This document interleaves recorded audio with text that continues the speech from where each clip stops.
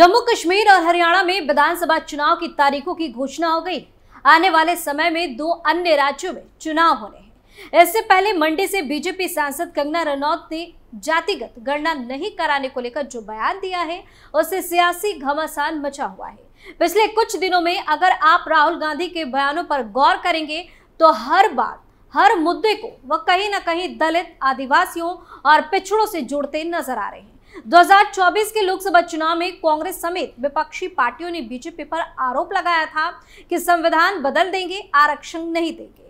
अब उस लड़ाई में एक नया आयाम जुड़ता दिखाई दे रहा है। कोई भी मुद्दा हो, कोई भी मंच हो, राहुल गांधी जातिगत जनगणना की बात करते हुए नजर आते हैं, जिससे कई तरह के सवाल भी सुलग रहे हैं। नमस्कार, सुलगता सवाल देख रहे हैं आप और मैं हूं आपके साथ दिव्या सिंह।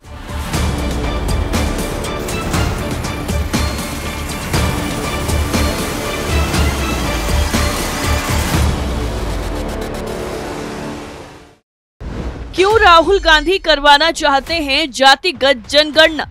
क्या अपने ही पिता को फॉलो नहीं कर रहे राहुल गांधी? क्यों नेहरू राजीव नहीं चाहते थे जातिगत जनगणना? जातिगत जनगणना से राहुल गांधी को क्या होगा हासिल? राहुल गांधी इस वक्त अपने बयानों में जातिगत जनगणना की बातें करते हुए नजर आते हैं, लेकिन क्या राहुल गांधी पूर्व प्रधानमंत्री जवाहरलाल नेहरू और अपने पिता राजीव गांधी से अलग कुछ करने का प्लान कर रहे हैं? तो चलिए बिना देरी के आपको बताते हैं पूरी कहानी कि आखिर क्यों राहुल गांधी ऐसा कर रहे हैं। दरअसल मशहूर व्यंग्यकार हरिशंकर परसाई ने लिखा है कि प्रजातंत्र में सबसे बड़ा दोष है कि उसके योग्यता को मान्यता नहीं मिलती, सिर्फ लोकप्रियता को मिलती है। प्रजातंत्र में हाथ गिने जाते हैं, सिर नहीं। आबादी के हिसाब से पिछड़ी जातियों के आरक्षण का सवाल जब पहले प्रधानमंत्री नेहरू के सामने आया तो उन्होंने भी परसाई वाली बात ही कही थी कि इससे योग्यता पीछे छूट जाएगी। फिर सामाजिक न्याय के नाम पर मंडल कमीशन बना और पिछड़ी जातियों को सरकारी नौकरी और हायर एजुकेशन में 27% आरक्षण दे दिया गया। कायदे से 20 साल बाद इस आरक्षण की समीक्षा होनी थी, लेकिन मंडल 2 की तैयारी शुरू हो गई। भारत में जाति सर्वेक्षण का इतिहास जटिल रहा है। स्वतंत्र भारत में 1951 से 2011 तक की प्रत्येक जनगणना में अनुसूचित जातियों और अनुसूचित जनजातियों पर डेटा प्रकाशित किया जा चुका था, लेकिन उससे पहले 1931 की प्रत्येक जनगणना में जाति आधारित डेटा था। हालांकि 1941 में जाति आधारित डेटा एकत्र किया गया था, लेकिन इससे प्रकाशित नहीं किया गया। इसके साथ ही 2011 में जब यूपीए सरकार थी और मनमोहन प्रधानमंत्री, तब सामाजिक, आर्थिक और जाति आधारित डेटा एकत्र किया गया, लेकिन इसे कभी जारी नहीं किया गया। 15 साल में पहले राहुल गांधी का जाति की राजनीति पर एक अलग रुख था। उस समय वह व्यक्तिगत रूप से जाति व्यवस्था में विश्वास नहीं करते थे। आरक्षण के पक्ष में नहीं थे पंडित नेहरू। पंडित नेहरू ने 27 जून 1961 को मुख्यमंत्रियों को लिखे पत्र में उन्होंने पिछड़े समूहों को अच्छी और तकनीकी शिक्षा तक पहुंच प्रदान करने, उन्हें सशक्त बनाने की आवश्यकता पर बल दिया था, न कि जाति और पंथ के आधार पर नौकरियों को आरक्षित करके। उन्होंने लिखा कि मैंने दक्षता और हमारे पारंपरिक ढर्रे से बाहर निकलने का उल्लेख किया है। इसके लिए हमें इस जाति का समूह को दिए जाने वाले आरक्षण और विशेषाधिकारों की पुरानी आदत से बाहर निकलना होगा। हाल ही में हमने राष्ट्रीय एकीकरण पर विचार करने के लिए जो बैठक की, जिसमें मुख्यमंत्रियों की उपस्थिति थी, उसमें यह निर्धारित किया गया कि सहायता आर्थिक आधार पर ही दी जानी चाहिए, न कि जाति के आधार पर। राजीव गांधी ने भी किया था विरोध। लोकसभा में मंडल आयोग की रिपोर्ट और सामाजिक और शैक्षिक रूप से पिछड़े वर्गों के लिए आरक्षण पर चर्चा के दौरान पूर्व प्रधानमंत्री राजीव गांधी ने विश्वनाथ प्रताप सिंह के नेतृत्व वाली तत्कालीन राष्ट्रीय मोर्चा सरकार के निर्णयों पर कड़ा रुख अपनाया था। उन्होंने कहा था कि मुझे नहीं लगता कि इस सदन में कोई भी यह कहेगा कि जब एक बच्चा पैदा होता है तो उसकी और दूसरे बच्चे की योग्यता में बहुत बड़ा अंतर होता है। वे सभी एक जैसे होते हैं। अंतर तब आता है जब समान अवसर नहीं दिए जाते।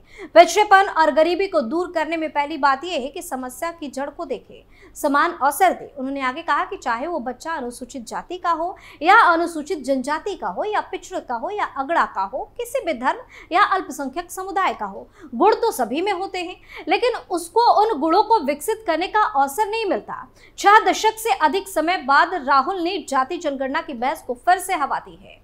उनका कहना है कि यह हमारा राजनीतिक फैसला नहीं है, यह न्याय का फैसला है, यह भागीदारी का फैसला है। जातिगत जनगणना होगी और भारत के गरीबों में उनको हिस्सा मिलेगा और वह काम कांग्रेस करके दिखाएगी।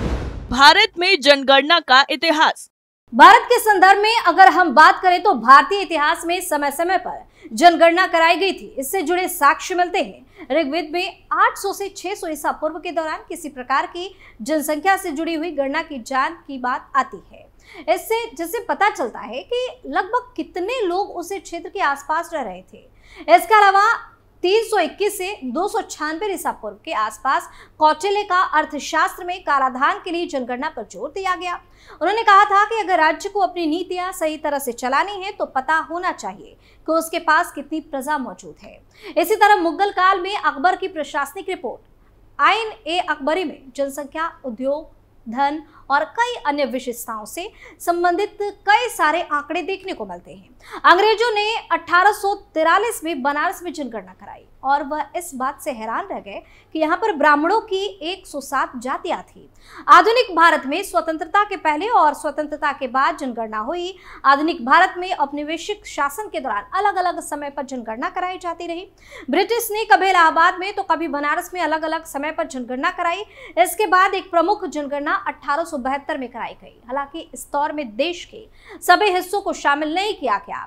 भारत में पहली बार विस्तृत जनगणना 1881 में आधिकारिक रूप से सामने आई। अंग्रेजों ने इसे एक बहुत बड़ी और महंगा बताते हुए इसका डेटा जारी नहीं किया, जिसका मतलब है कि हमारा अंतिम जातिगत जनगणना जो था 1931 का है, जो लगभग 93 साल पहले किया गया। क्या उस समय मिलता था आरक्षण? उस समय कुछ स्थानों पर आरक्षण मौजूद था। मैसूर रियासत ऐसा करने वाली पहली रियासतों में से थी। 1921 में उन्होंने पिछड़े समुदाय के लिए सीटें आरक्षित की। मूल रूप से यह सरकारी नौकरियों और शिक्षा में कोटा था। जल्द ही मद्रास और बॉम्बे ने 1930 के दशक में इसका अनुसरण किया। यह सरकार तक विस्तारित हो गया। जब गांधी जी को करना पड़ा आमरण अनशन। 1932 में अंग्रेजों ने पिछड़े समुदायों के लिए अलग निर्वाचन क्षेत्र प्रस्तावित किए थे। यह आरक्षित सीटों से अलग थे। आरक्षित सीटों पर हर कोई वोट करता है। इसके लिए एकमात्र शर्त ये थी कि उम्मीदवार पिछले समुदाय जैसे एससी या एसटी से होना चाहिए, जबकि अलग निर्वाचन क्षेत्र में उम्मीदवार और मतदाता दोनों पिछड़े समुदाय से होंगे। इस फैसले ने दो विरोधी विचारधाराओं को एक दूसरे के खिलाफ खड़ा कर दिया। महात्मा गांधी इसके खिलाफ थे तो डॉक्टर BR अम्बेडकर ने इसका समर्थन कर दिया। अम्बेडकर को मनाने के लिए गांधी ने आमरण अनशन शुरू कर दिया। आखिरकार अम्बेडकर ने नरमी दिखाई। अम्बेडकर ने अलग निर्वाचन क्षेत्रों के बजाय आरक्षित सीटों पर सहमति जताई और यह स्वतंत्रता के बाद भी जारी रहेगा, ऐसा तय हुआ। भारत के संविधान में सभी के लिए नहीं बल्कि दो हाशिए पर पड़े दो समूहों SC और ST के लिए कोटा और आरक्षण की अनुमति है। इस आरक्षण को दो प्रकारों में विभाजित किया गया। एक राजनीति है जो अस्थायी है, दूसरा सामाजिक प्रकार है जो नौकरियों और कॉलेज की सीटों के लिए है। राजनीतिक आरक्षण का मतलब संसद और राज्य विधानसभाओं जैसे निर्वाचित निकायों में कोटा है। इसका 10 साल बाद पूर्व मूल्यांकन किया जाना था, लेकिन आजकल कोई मूल्यांकन नहीं है, केवल विस्तार होता रहता है। मंडल आयोग की रिपोर्ट लागू करने में क्यों लगे 10 साल? दूसरे प्रकार के कोटा के लिए कोई समय सीमा नहीं है। कई लोग कहते हैं कि BR अम्बेडकर इसे अस्थायी बनाना चाहते थे, लेकिन संविधान में इसका उल्लेख नहीं है। किसी भी तरह से यह स्वतंत्रता के बाद की व्यवस्था थी और 1979 तक यही रही। तब एक नया आयोग गठित किया गया। इसे मंडल आयोग के नाम से जाना जाता है और इसकी अध्यक्षता बिहार के पूर्व मुख्यमंत्री VP मंडल ने की थी। उन्होंने दिसंबर 1980 में रिपोर्ट तैयार करने में लगभग 2 साल का समय लिया था और इसमें कहा गया था कि OBC समुदाय को नौकरियों और कॉलेजों दोनों में 27 फरवरी फीसदी आरक्षण मिलना चाहिए। हालांकि इसे लागू नहीं किया गया क्योंकि 1980 तक सरकार बदल चुकी थी और 10 साल तक किसी ने इस रिपोर्ट को किसी से नहीं छुआ। अगस्त 1990 में तत्कालीन प्रधानमंत्री VP सिंह ने मंडल रिपोर्ट को लागू करने का फैसला कर लिया। पूरे भारत में बड़े पैमाने पर विरोध प्रदर्शन हुए। सैकड़ों छात्र प्रमुख शहरों में सड़कों पर आ गए।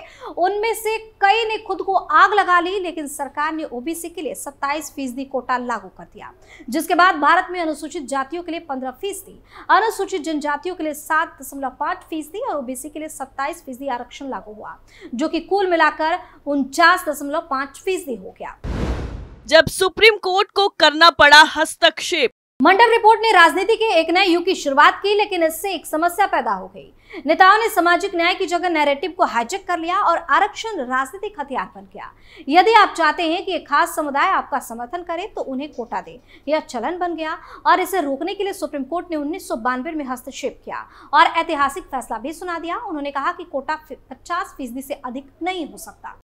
जातिगत जनगणना क्यों कराना चाहते हैं राहुल गांधी? भले ही आजादी के बाद पूर्व प्रधानमंत्री जवाहरलाल नेहरू आरक्षण के विरोध में थे और पूर्व गृह मंत्री सरदार पटेल भी इसके पक्ष में नहीं थे, इंदिरा गांधी के समय में भी कांग्रेस का नारा था कि जात पर ना पात पर मुहर लगेगी हाथ पर। जबकि गांधी परिवार से प्रधानमंत्री बने तीसरे शख्स राजीव गांधी ने भी मंडल कमीशन का विरोध किया था। लेकिन आज राहुल गांधी हर मंच पर जातिगत जनगणना की बात करते हुए दिखाई देते हैं।